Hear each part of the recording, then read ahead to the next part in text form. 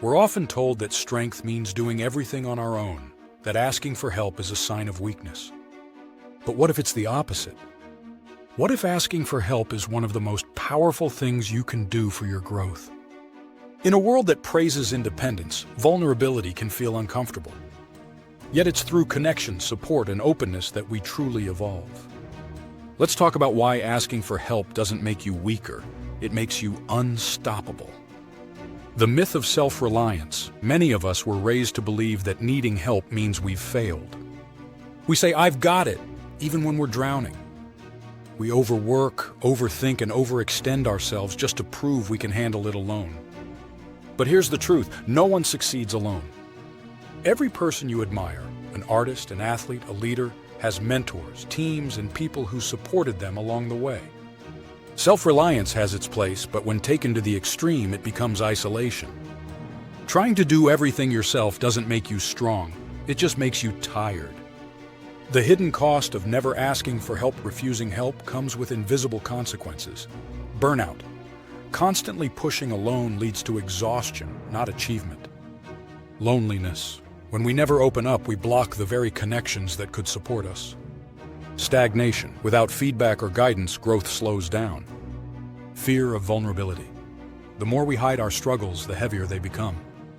We all reach moments when our strength isn't in holding on, it's in reaching out. Why asking for help is an act of strength.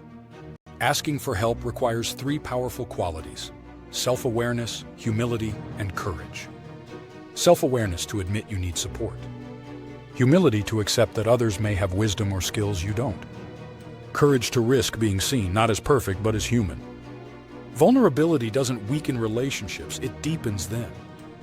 It says, "I trust you enough to let you in." And trust builds connection, empathy, and mutual respect. When you ask for help, you're not giving up control. You're choosing collaboration. How to ask for help the right way. Be honest and direct. Say clearly what you need and why. People want to help, but they can't read your mind. For example, "I'm struggling with this project. Could you help me review it?"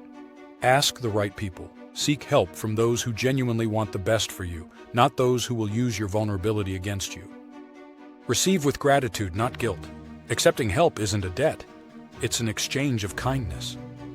You'll have the chance to give back when the time comes. Offer help when you can. The healthiest relationships are built on reciprocity. When you help others, you strengthen the same bridge you once walked across. The growth that comes from vulnerability. When you ask for help, something beautiful happens. You allow others to show up for you. You create space for teamwork, creativity, and new perspectives. You also show others that it's okay to be human, that needing help doesn't mean failure, it means you're growing beyond what you can do alone. True strength isn't built in isolation. It's built in community where people lift each other higher.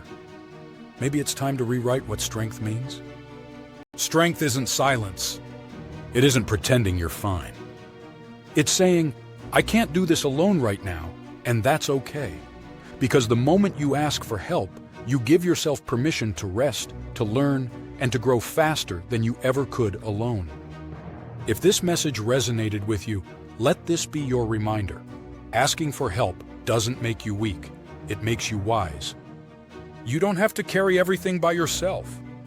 The strongest people aren't the ones who never fall. They're the ones who reach out a hand and let others help them rise.